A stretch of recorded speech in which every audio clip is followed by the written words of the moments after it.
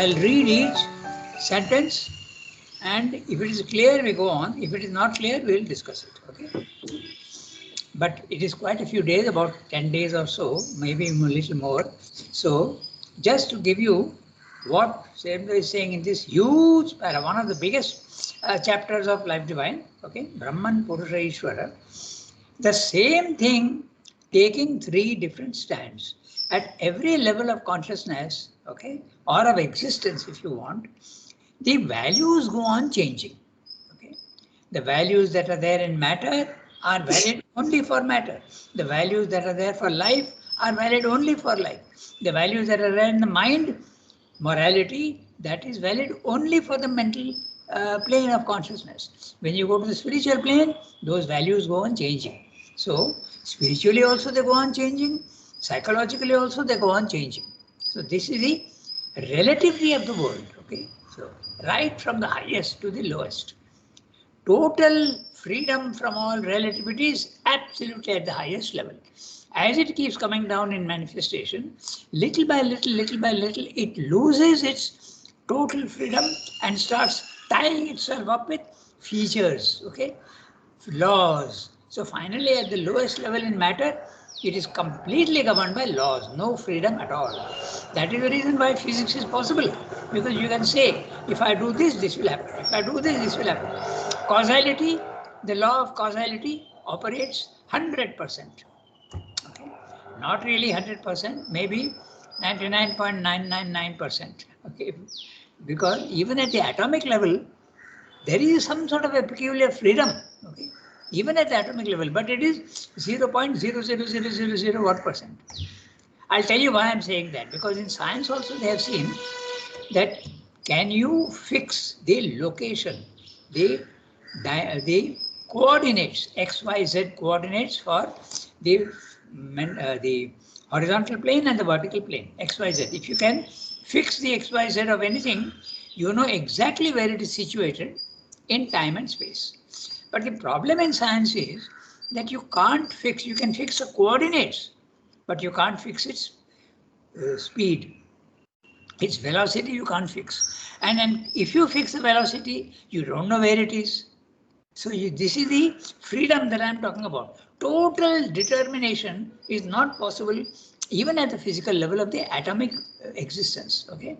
So at the highest level, total freedom, but the capacity to bind itself and make itself rigid and not free is there. At the lowest level, total rigidity and total laws, but the 0.000% possibility of freedom is there. So this is what you have to see. So having said that, Brahman, Purusha, Ishvara. Brahman is the what you experience when you go to the self. Make your mind silent and go to the self.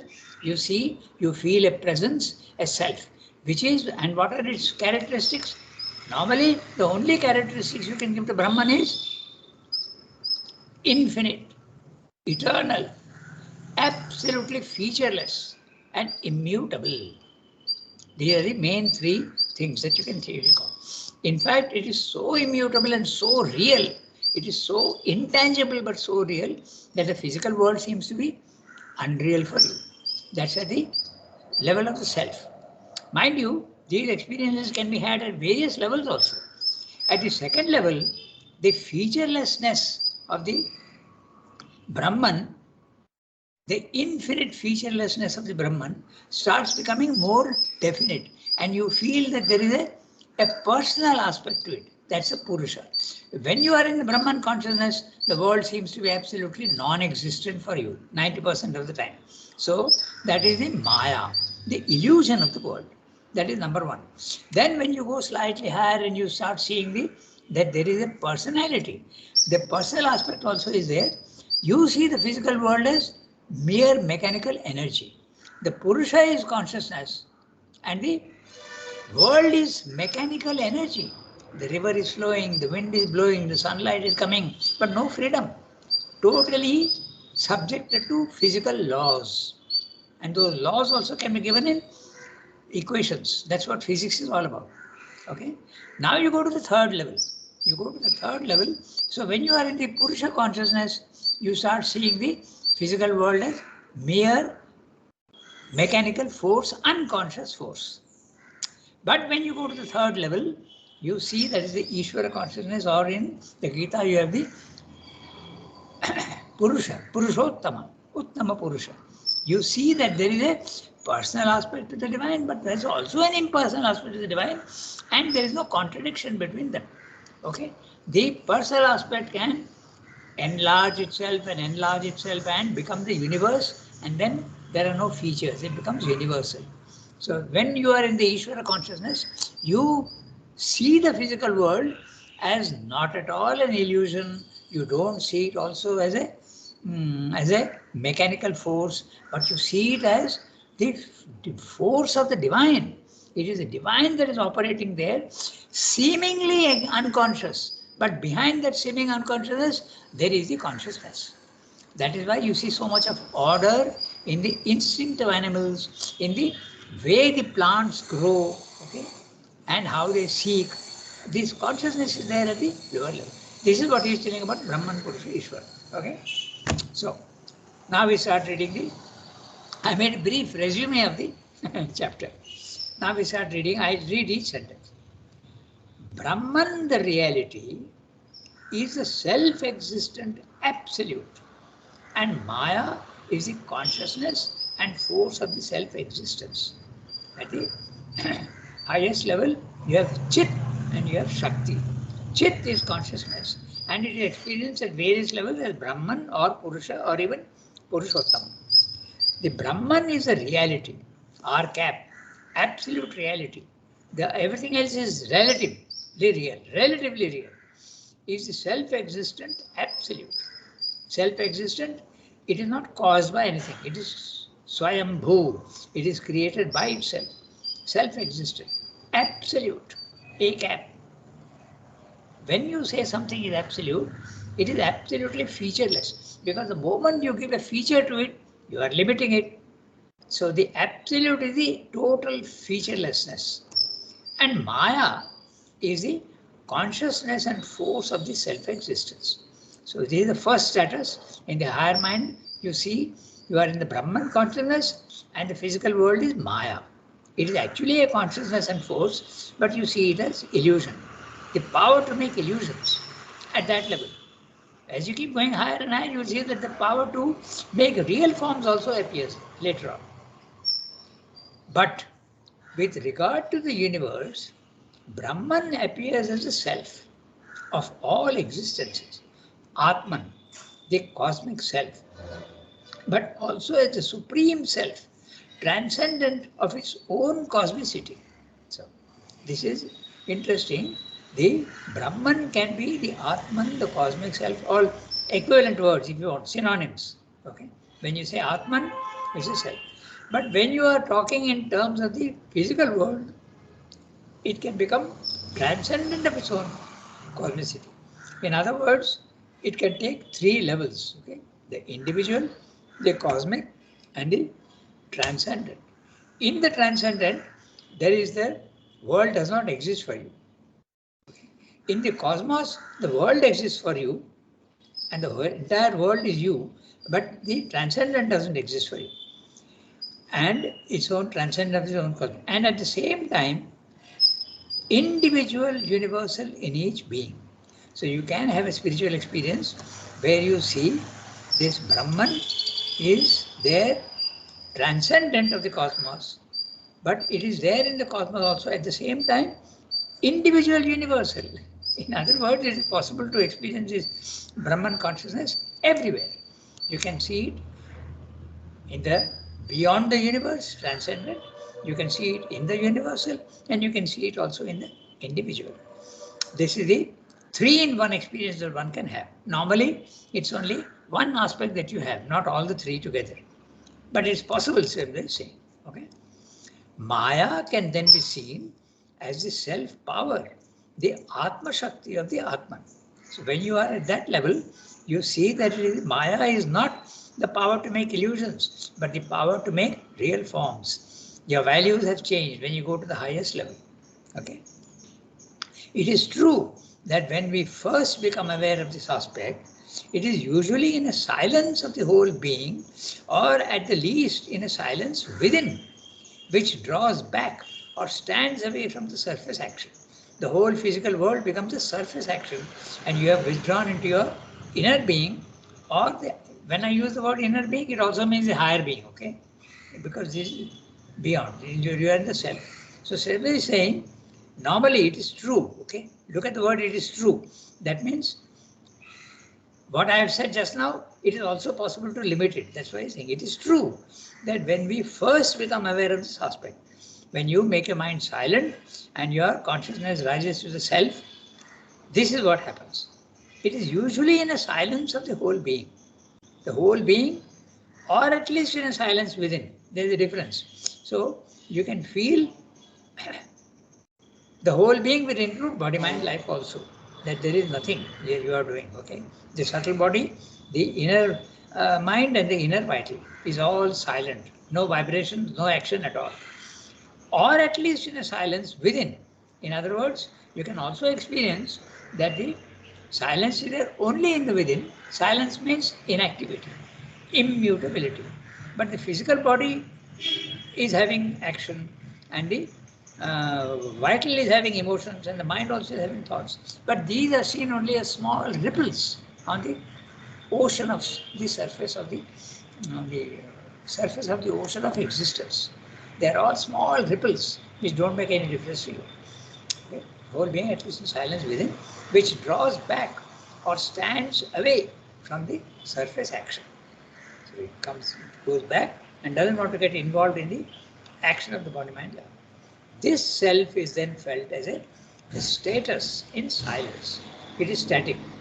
An immobile, immutable being, self-existent, it exists by itself, pervading the whole universe, omnipresent in all.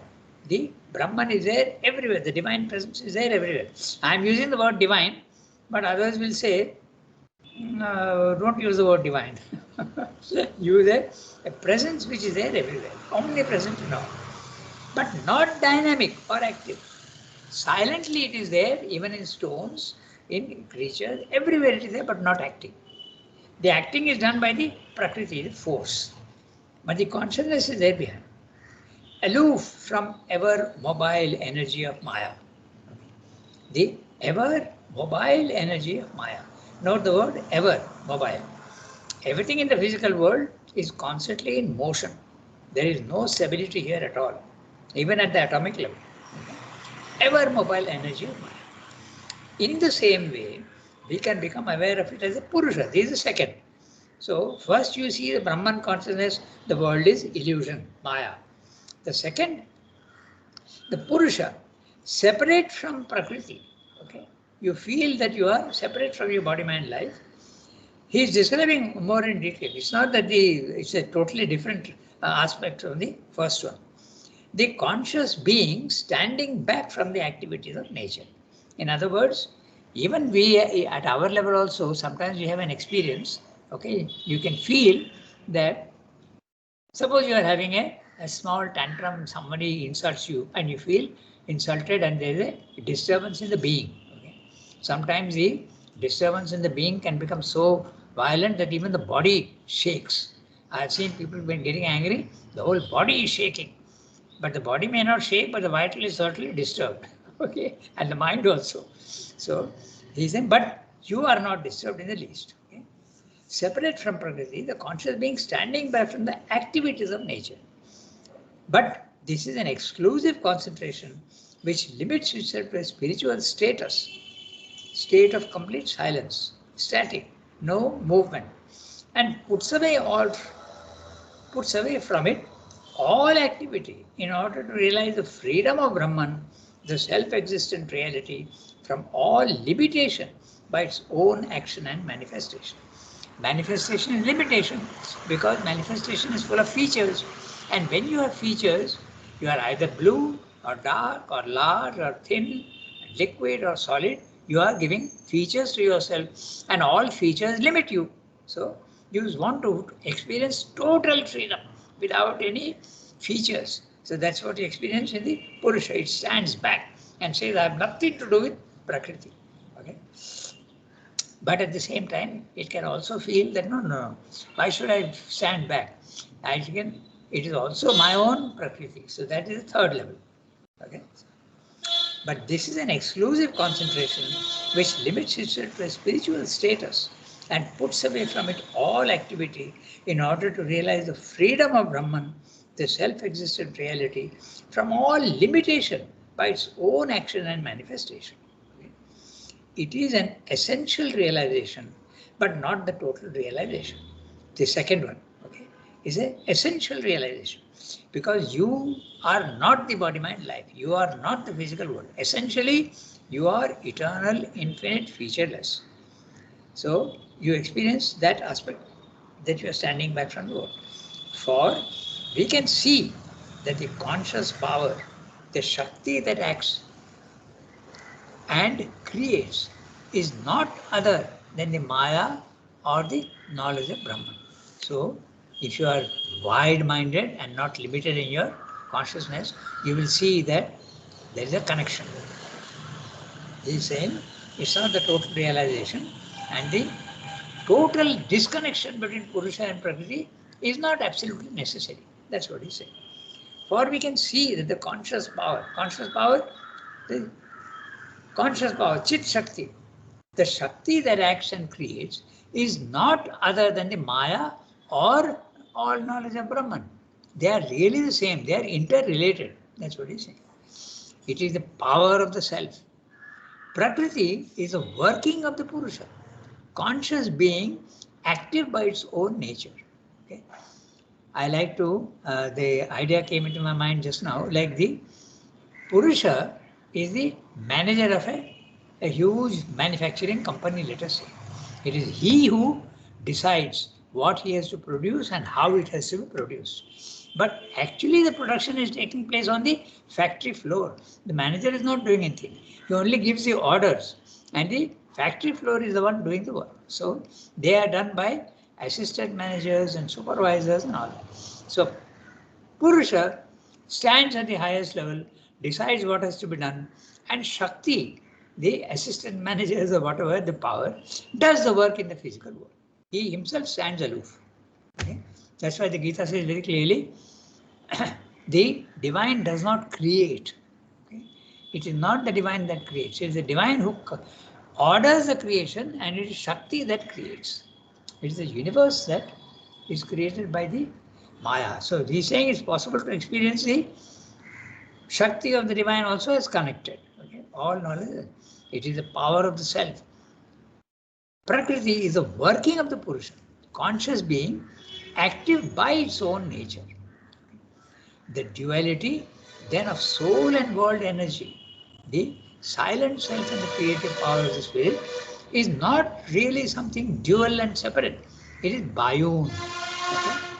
Okay? There are philosophies which say they are eternally separate. That is Sankhya philosophy. But you need not experience it in that way. Remember that the divine is not bound by the laws that it makes itself. Okay, it is absolutely free of all these things. It is biune. The word biune is interesting. One, but also two. It is not two in one. It is essentially one, but also two. Like triune. Okay? It also means three, but one. As we cannot separate fire from the power of fire, it has been said, so we cannot separate the divine reality and its consciousness, force, Chit Shakti. Just like the sun and its power to give light and heat exactly are the same. And yet they are different. We can conceive of them as different. This first realization of self as something intensely silent and purely static is not the whole truth of it. So those who experience this aspect, which are, I should not take names, but they are the ones who say that there is no personal God, there is only a state of infinite consciousness and infinite. They don't even say infinite. They speak of potentiality. You must realize your potential. You are not limited to the body-mind life. Is not simply saying the whole truth of it. There can also be a realization of self in its power. You can also see that you have the power also. Okay. Self as a condition of world activity and world existence. It is a self that is causing the world, not directly but through its power. However, the self is a fundamental aspect of Brahman, but with a certain stress on its impersonality. Now he is giving the feature of when you experience the impersonality of the self, that's you call it the Brahman.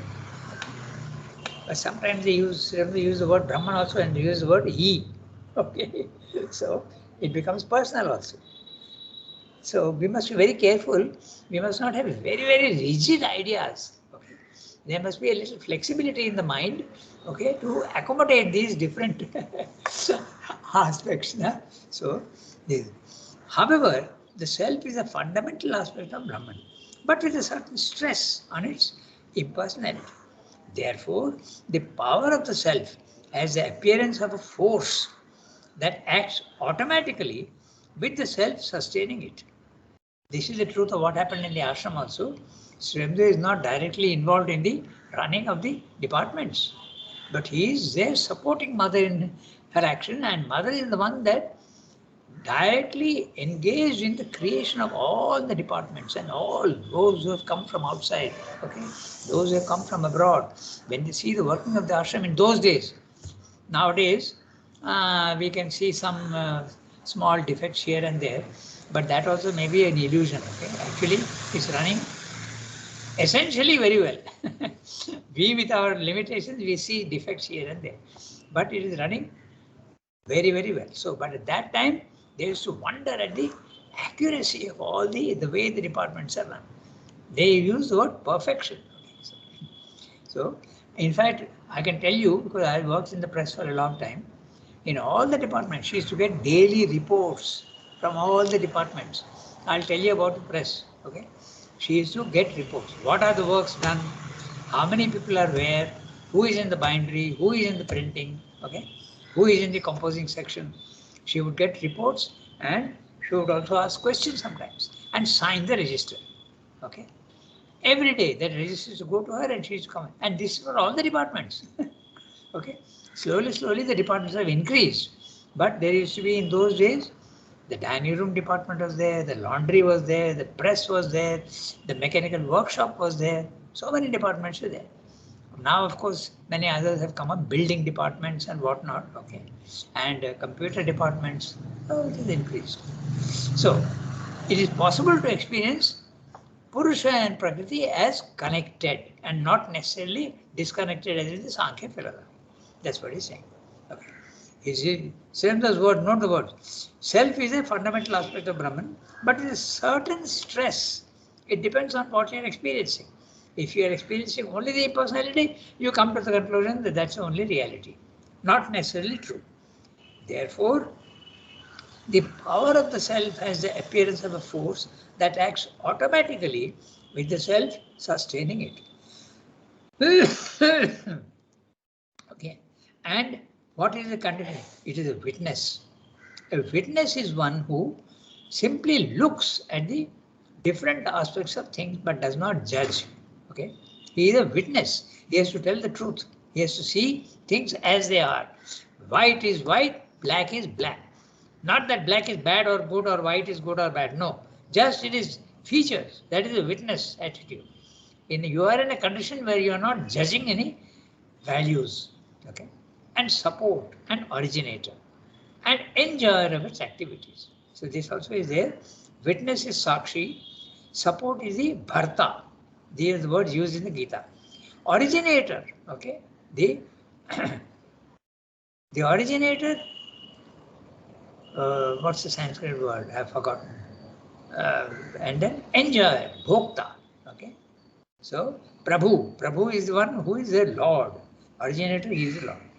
And its activities, but not involved in them for a moment. Although it is causing all the action, it is not involved in them. It is somewhat like a glacier, which is the source of the river. But the glacier is glacier and the river is river. The glacier is not present in the river.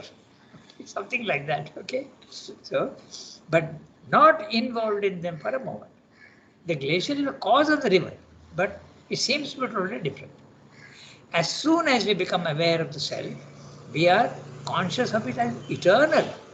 You see that it is unborn, aja, nitya, aja. These are also used in the Gita. Okay, unembodied, okay?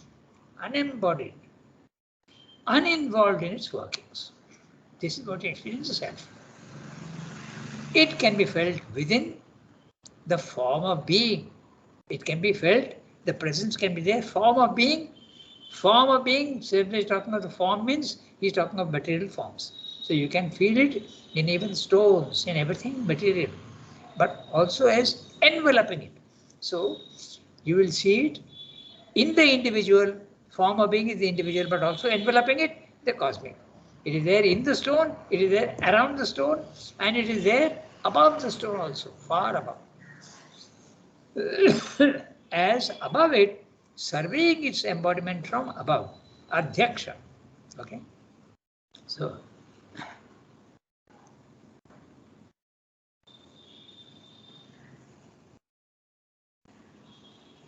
yeah, so adhyaksha is the supervising, which is the equivalent of witnessing. It is omnipresent. It is there at all the three levels. Omnipresent. Highest level, lowest level, middle level, everywhere. The same in everything. Infinite and pure and intangible forever. This self can be experienced as the self of the individual, this self of the thinker, doer, enjoyer. But even so, it always has this greater character. Although you are conscious of the individuality, you are also conscious of your universality. Its individuality is at the same time a vast universality. Okay? We don't see that universality, but when you go to the self, you will see yourself as also universal. That's the difference between the, you can also use the image of the grain of salt, okay, and the salt in the sea, which has become vast and universal. The shape, size, color, form, angularity of the grain of salt is not there anymore. But you can feel yourself to become infinite, vast universality, or very readily passes into that. And the next step to that is a sheer transcendence. That's the highest level. Surendra is talking about the middle level, but now he's talking about the highest level. Sheer transcendence, or a complete and ineffable passing into the absolute. In this third level, even the individuality seems to disappear sometimes. Okay? That's a total nirvana of the Buddhistic solution to this problem of suffering in the world. The self is that aspect of the Brahman in which it is intimately felt as at once the individual, cosmic, transcendent of the universe. You can experience as all together, but you can also experience as separate. Okay. The realization of the self is a straight and swift way towards individual liberation. Liberation, the release from the prison of body-mind life. That's a individual liberation. The individual soul becomes free. It is not subjected to the body-mind life. A static universality. But this freedom is static, huh? Mind you, not interesting. The freedom is static. You are free, you are infinite, but you are not having any power. Normally you are not having, you are only a witness. A nature transcendence. You have transcended your own nature. At the individual level, nature is body, mind, life. At the universal level, it is matter, life and mind, and you are beyond that. At the same time, there is a realization of self in which it is felt not only sustaining and pervading and enveloping all things, but constituting everything and identified in a free identity with all its becomings in nature. Okay, let's look at the sentence carefully. At the same time, there is a realization of self in which it is felt not only sustaining and pervading and enveloping. So note that, okay? It is sustaining it. If the self is not there, the world will not be there. Pervading it also enters into the air and enveloping all things, but constituting everything and identified in a free identity with all its becomings in nature. This sentence is only explanatory of the, it is transcendent, it is cosmic and also individual. It is there everywhere at all the levels.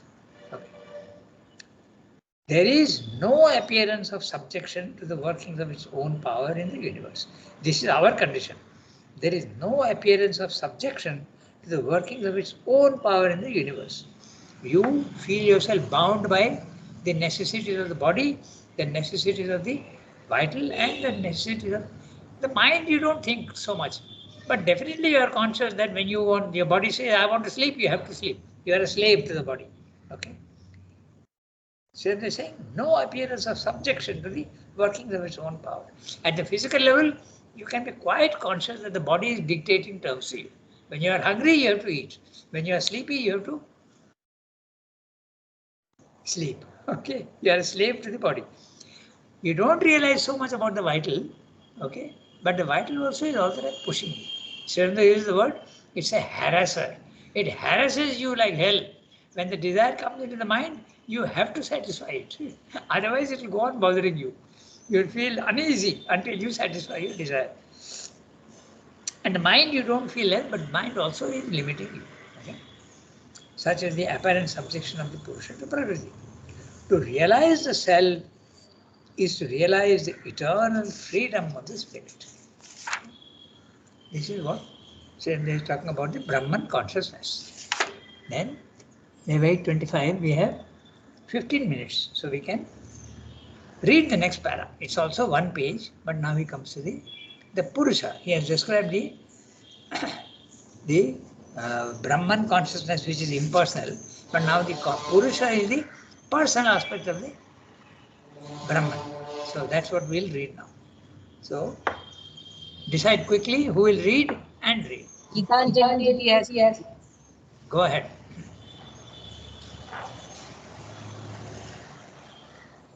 She's not online.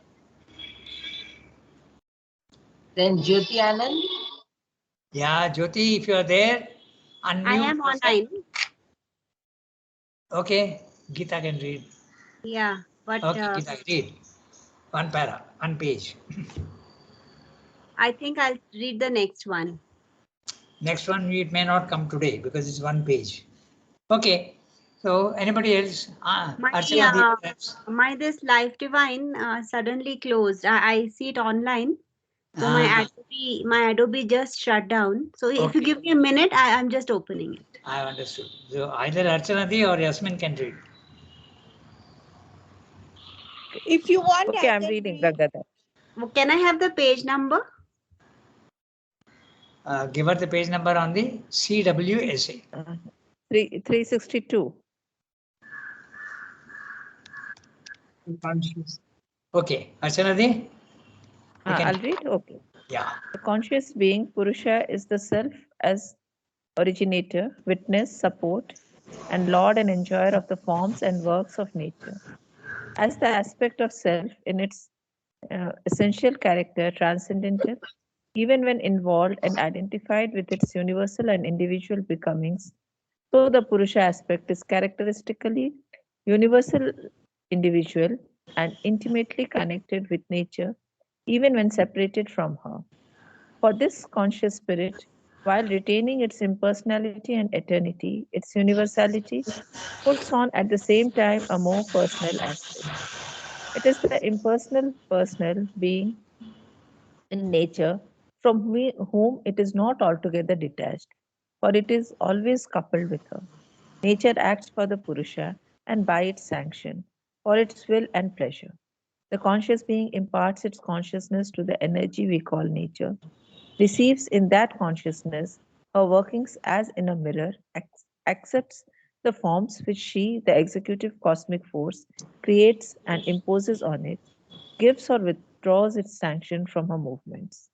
The experience of Purusha Prakriti, the spirit or conscious being, in its relation to nature, is of immense pragmatic importance. For on these relations, the whole play of the consciousness depends in the embodied being.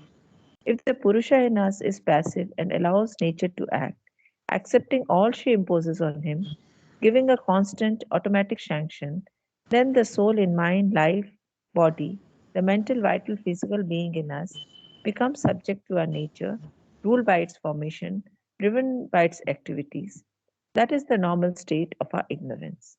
If the Purusha in us becomes aware of itself as the witness and stands back from nature, that is the first step to the soul's freedom, for it becomes detached, and it is possible then to know nature and her processes and in all independence, since we are no longer involved in her works, to accept or not to accept, to make the sanction no longer automatic but free and effective.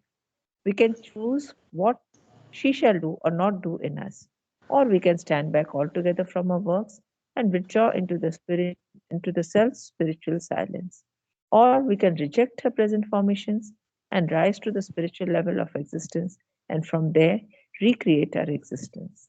The Purusha can cease to be subject, Anisa, and become lord of its nature, Ishvara. Okay, so it's very interesting what he's describing. Sri Aurobindo is here stressing the importance of the connection between the Purusha and the Prakriti, because in the first spiritual experience you often see them unconnected, and that has been the basic bane and curse of Indian spirituality. Although it is giving you liberation, yet you are not interested in the physical world. Here comes Sri Aurobindo and corrects that, and not only take interest in the physical world but even change its nature. That is the difference between the ancient Indian concept of remaining in the physical world and not running away to the forest and the cave, but remaining in the physical world. But Sri Aurobindo is not satisfied only with remaining in the physical world with a divine consciousness, the body-mind life being imperfect, but he wants to change the body-mind life also. He brings in the idea of evolution in a very, very dramatic manner. Okay? He forecasts the appearance of a supramental race which will be there and which will be far superior to man, as man is superior to the animal. So that's what he's saying. That's why he's saying in the middle of the para, the experience of Purusha Prakriti, the spirit or conscious being in its relation to nature, is of immense pragmatic importance. This is applicable only to the integral yoga. Okay, it is of immense pragmatic importance, because others are saying no importance. Let the world be what it is. I have nothing to do with it. It is permanently imperfect. Okay, so that's what Sri Aurobindo is describing here. That the experience of Mayavada is true, but that is not the final and only truth. There are other truths also. That's what he's pointing out. That's his whole, in Life Divine, the whole thing is only that. Don't get stuck at any one level. So ultimately, even you don't need to get stuck at the supramental level also, which has not yet come. Okay. If you do that, you are saying that the divine is finite, and that is not possible at all. Okay, so we have about 9 minutes. We'll start reading. Maybe we'll do that. Or if you have any questions on what we read just now, we could discuss that also. But in 9 minutes, we will not be able to finish the discussion of the para. But I've told you basically what he's saying here. Don't get. I have a question. I want to know, what is the Sankhya's view of Purusha and Prakriti? What is this Sankhya philosophy? Of Purusha and Prakriti, and how it differs from Sri Aurobindo's. Okay. And the Gita's. Yeah, okay. So in the Sankhya philosophy, there is Purusha, which is consciousness, and there is Prakriti, which is force. They are always together but separate, like the sun and its power to give light and shade. Okay. Light and heat, sorry. Okay. So they are always together, but they are separate. That's it. Sankhya philosophy. But when they are separated, there is no creation. In fact, that's what is meant by you become immobile. The Purusha, you enter the witness consciousness and you have nothing. No creation. Okay. But when you are there together, they can create. Okay. But they are separate. That's what the Sankhya philosophy says. But same those is, they may be separate, but they are also together. You can experience them as separate, but you can also experience them as essentially one. When they become Ishvara and Shakti? Yeah, Chit Shakti. At the highest level, they are not separate, they are one. Bayun they become, as he's saying. Okay, that's a basic difference between the Shyamdas philosophy and the Sankhya philosophy. Shyamdas says Sankhya is very, very valid at the lower levels of spiritual experience, very, very clearly. But when you go to the highest level, it's not valid anymore. Okay, that doesn't invalidate Sankhya. It validates it at a certain level. It's like Einstein's philosophy validates Newton's in a particular. That's right. It depends on your circumstances. It's a relativity. Yeah. And Rangada, why is it called Sankhya? Sankhya is enumeration, no? Counting. Oh, acha. Okay, that's because the Sankhya philosophy enumerates 24 basic principles. Okay. If you want, I'll send you the chart one day. It starts from Purusha and Prakriti, and when they come together, they produce different The things. gunas.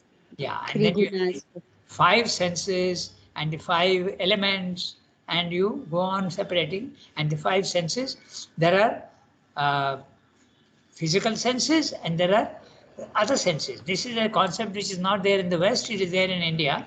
You have the senses which allow the world to interact with you. You have your eyes. If you don't have your eyes, you will not be able to interact with the world. You have your ears, you are able to interact with the world.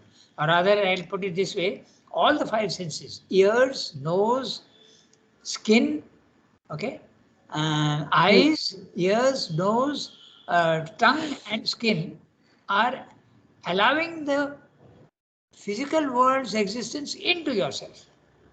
But you are also interacting with the physical world, and they are called the karmendriyas. The first is the jnanendriyas. They give you the knowledge of the physical world. But the karmendriyas, you are also interacting with the physical world. Okay. How are you interacting with the physical world? You have hands and you have legs. Okay. With your hand, you can produce an effect in the physical world. You are acting. So your hand is karmendriya, your legs are karmendriya, your the 2 organs at the lower end of the body are also karmendriyas. Okay. They are because you are interacting with the world. But there is a 5th one, karmendriya, which is very often missed. It is human speech. Okay. I can produce a tremendous effect with my speech in the physical world. I can give kindness to somebody, he will be affected in the world. Okay. I can be very cruel to somebody and he can be with my words only. So the speech is the 5th karmendriya. Okay. So this is what the difference is. And if you count all these together, okay, sound, sight, smell, these principles and the indriyas, if you all count together, it comes to 24. That's why it's called Sankhya philosophy. Okay? Yes. Yeah, that's the reason. But in the Gita, the stress in the Sankhya philosophy is more liberation. So they don't so much speak about the joining of the two in the Gita. That's Srila is talking about. There is a suggestion because the Gita does speak of the Purushottama. So definitely it is there, but it's not developed. Very. I think in Gita there is transformation is not there, no? Transformation right. is not. Transformation of the body mind life is not there. Yeah. That's right. So that is it. So Gita says that you can remain in the physical world without being affected by the imperfections of the body mind life. Your soul can So be how do you then become an instrument like Arjuna if you don't have transformation as part of it?